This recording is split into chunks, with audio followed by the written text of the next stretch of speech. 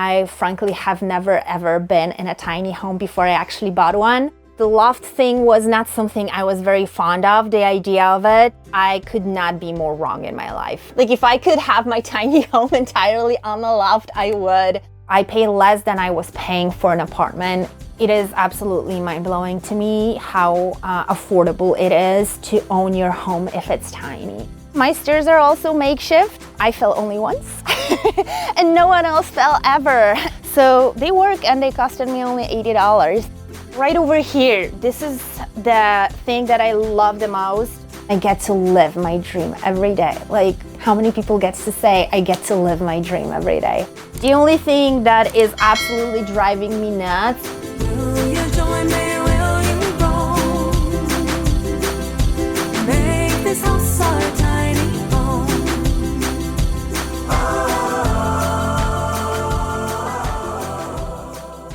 Hi, I'm Ava, and this is my tiny home, Raven's Heaven.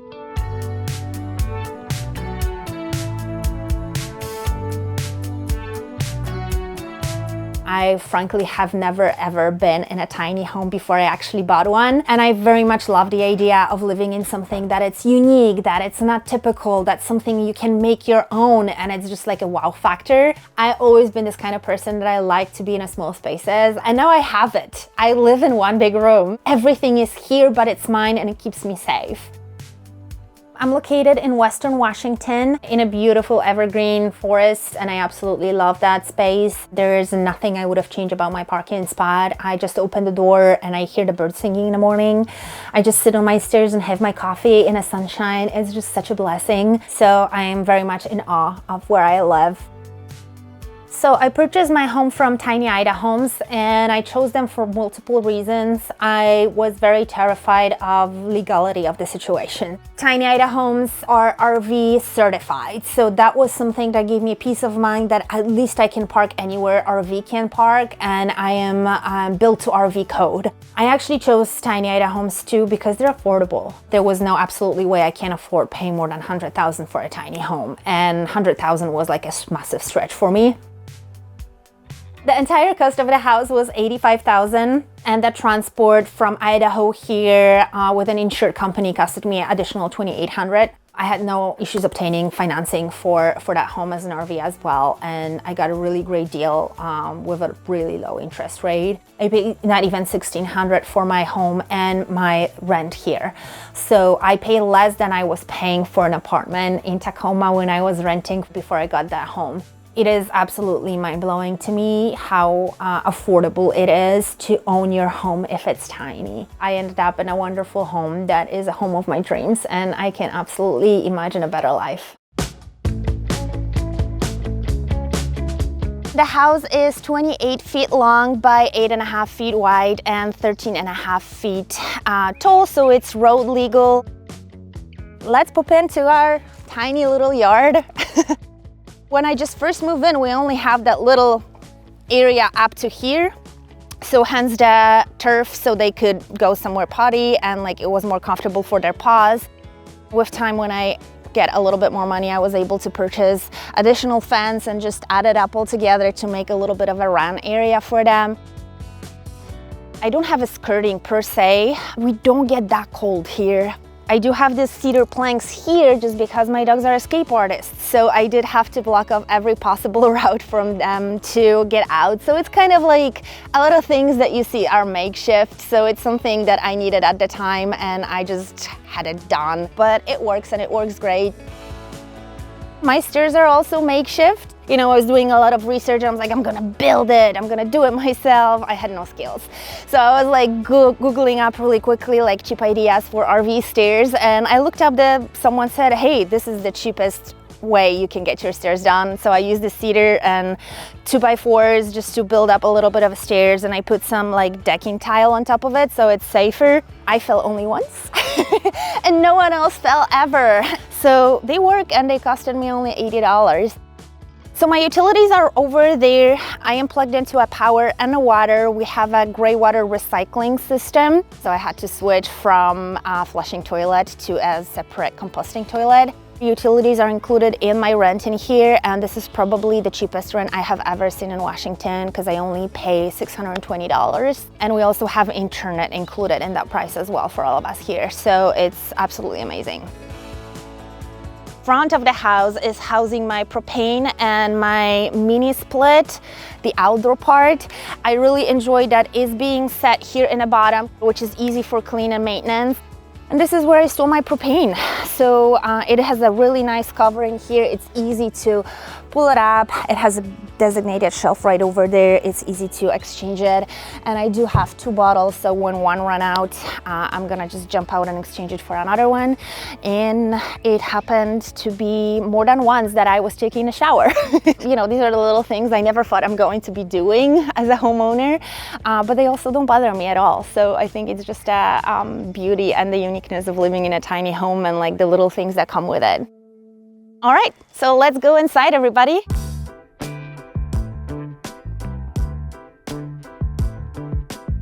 Hi, so this is my one room. I think tiny home is all considered being a one room, but that section of my one room is a living room.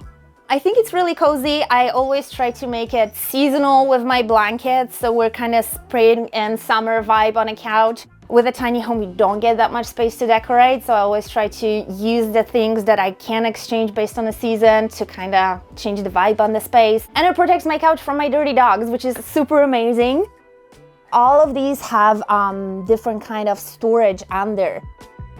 Here is my tiny shoe storage. So it has both of these are swiveling out, and my very famous junk drawer. Everyone needs one. This is my little work from home area. This is my little foldable desk. So I do work a little bit from home, a little bit from office, and that does the job. It does it wonderfully. I have absolutely no complaints, and there's such a variety of things I can use it for. I can eat on it, I can host people, because obviously I have no other table. So that is a very multifunctional and multi-purpose tool. Right over here, this is the thing that I love the most because not many builders has 2 staircases in their house. Usually a secondary loft might have a ladder, and it was very important for me to have staircases because of my dogs, and they're like 50-pound dogs. There was absolutely no way I'm gonna carry them upstairs on a ladder when I'm going to sleep or something. The top loft right over there is a dog/storage loft. I keep my suitcases. There's a little bit of like storage shelves, and the dog kennels are out there, which is also wonderful because I do have that mini split right over here on the wall, and if I set up an AC, it blows directly at them, so they never get overheated on that loft, which is absolutely amazing and super important to me because the lofts do get warmer during the summer very quickly. All of these are my clothes, and just because I am here alone, I got to spread everything out. I'm sure there is more ways I can maximize that storage, but that full cabinet is just my pants, right? And I have them organized in different piles to know which pile is what, which makes it easier for me. This particular one is just my tops. And the big one right here is just most of like dresses or jackets or long sweater or skirts. So everything that has to hang and being long is right over here. And all of these cubbies that we have here are the depth of the stairs, so they are 2 feet deep. Every one of them has something behind. It looks pretty clean and neat, which doesn't create that much of a clutter, which is important in a tiny home because when you like have a lot of things laying around in a small space, it just feels even smaller. Let's go check out the kitchen. So this is my tiny kitchen, which is actually not so tiny. There are some changes I'm going to make in that kitchen. I noticed that I barely ever use microwave for that matter. The most function that I use it for is actually the air section when I'm cooking. So I decided I'm going to give that microwave to my neighbor who really wanted one. And I'm going to get just a hood range in that place because I'm also a very tall person and it's really hard to cook when I see mostly myself in that reflection. So I think it will open up the space a little bit and makes it easier for utilizing the kitchen. I do have a 3-burner stovetop, which is also propane operated, and I did got one of these cutting boards that I can just easily rest on top of it, and it kind of expands my counter space. 3 burner is more than enough. My meals are easy and simple. It's a 30-minute rule for me. If I have to cook for more than 30 minutes, I probably won't. So I keep it easy. I use my handy dandy air fryer a lot. This is my best friend, and I probably use it the most from all of my appliances. I also have a propane oven, which is great, and I actually use it pretty often. The only thing that is absolutely driving me nuts, all of that heat goes straight up to the smoke detector up there, and there is not a single time I can use the oven without that going off and screaming out loud. So you can very often see me standing here and just like trying to wave it off, which is pretty funny. I do have my apron sink. I would love it to be a little bit deeper. I hate doing dishes. I'm pretty sure I'm not the only person who hates doing dishes. So sometimes these dishes are sitting here, and the more I produce, the more it's piling up, and then it's very hard to get it washed without like spraying water all over. The only thing that kind of motivates me to doing dishes, that this sink is absolutely central to the entire house. This is like the very first thing that you see when you come in through the doors. What I know I would change after 2 years right now, if I had the ability to add like a pull-out dishwasher drawer thing, I would love it. I didn't think about it. I always thought, why would I waste the space for a dishwasher when I can have a storage? And now I'm thinking, oh my God, what would I do to have a dishwasher? But I live with it. I do my own dishes. You know, these are like first world problems, but it absolutely works. I very much preferred having upper cabinets because with 2 dogs, there's a lot of dust and hair going everywhere. So I prefer having everything enclosed and protected from that. And on top of here, these are actually my Halloween and fall decorations, and the other one has my Christmas decorations. So they just live there in these pretty baskets. They kind of blend in well with the entire vibe of the house.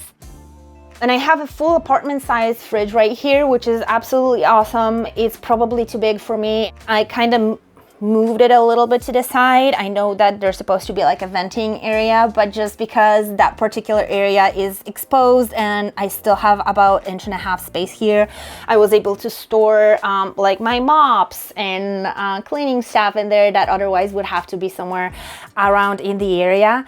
And it is raised a little bit, and I actually do enjoy it a lot because it stores my doggies' food balls. Moving to the storage right over here, it's mostly utility / pantry storage. I actually have a little pantry project right over here. This corner was plain white. I decided to paint it and hang the shelf. It turned out being pretty great. I keep all of my dry goods in here, so I have them stored in jars. Alright guys, and this is my tiny bathroom, which is actually not that tiny. One of the things that were important to me was having a bathtub. I do love taking baths, even though it is difficult with 2 dogs because they constantly come in here and try to check if I'm alive. But it works. It's really nice. I do have a full size, it's a 5-foot bathtub. I had to change my shower head because it started leaking, but I got a green one, obviously. And I love it so much more because I can remove it, and it's easier for me to bathe my dogs in here too, in a bathtub with that shower head.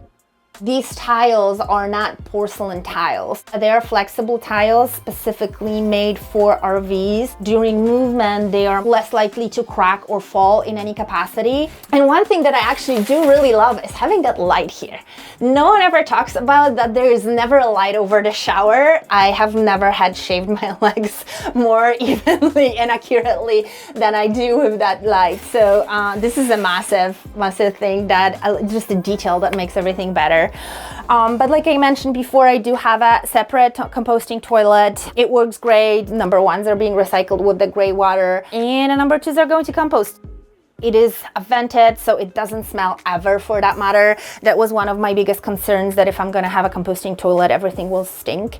But the truth is, it does never really stink at all. I love that vanity. It kind of looks the same, goes with the flow from the kitchen, so we have the same color of a countertop.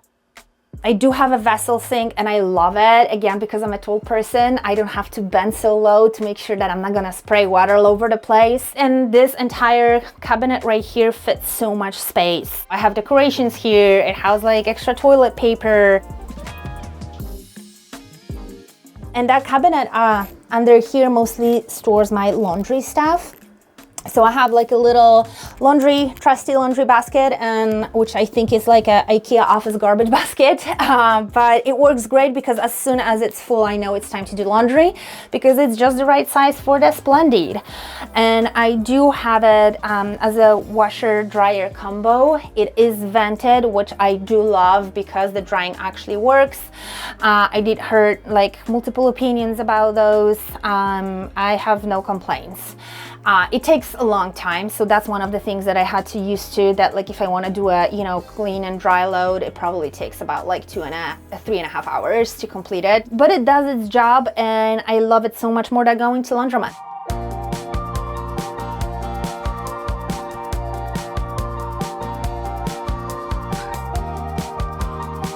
This is my sleeping loft. The loft thing was not something I was very fond of, the idea of it, and I could not be more wrong in my life. I just love it so much. There's absolutely zero chance you can get me out of this loft. Like if I could have my tiny home entirely on the loft, I would. It's just the best place on earth. I love snuggling here with my dogs. We all sleep here. I have a queen size bed. I could 100% fit in a king size bed in here if I wanted to. It's cozy. I love when it rains. You can hear, I have a copper roof, so you can hear it very loud, and it just puts me to sleep like a baby. And this is my little photography working station. So I was looking to buy like maybe a coffee table when I could put stuff on it, but I couldn't find anything that was the right size that would fit that little space that I had in here. And this is the IKEA desk. I just got it and trimmed the legs, and it works just fine. I use that little platform that I built with like a cushion to support my back to sit on it, and it works just great for the desk. I definitely love that this is a gable roof. Like I'm 5'10", right? And I said this is like, I think an 8 or 10 inch mattress, and I'm still sitting here having enough space for my head. I can, like when I sit in bed, I have enough space on the lower end to sit in bed. There are days, especially in the winter, when it's like super cold or nasty raining outside and it's a day off, that we literally snuggle in bed all day. Just live in the loft, and I love it. It's just so cozy. There is not enough words I could use in my entire lifetime to say how much I love lofts.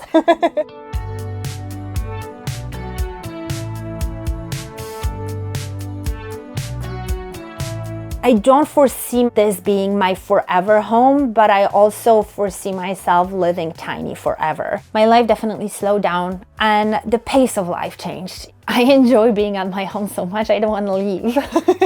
It's one of the things that makes me feel so happy here. I own it. I'm not renting it. It's like no one's gonna kick me out of it. It's mine forever. We just feel so safe here, and we feel accepted, and we feel free. The awe of all of that, it just never fits my head, and I get to live my dream every day. Like how many people gets to say I get to live my dream every day? Thanks for watching this week's episode. I hope you guys enjoyed it. Please make sure to like, share, and subscribe, and I will see you soon with another unique home tour.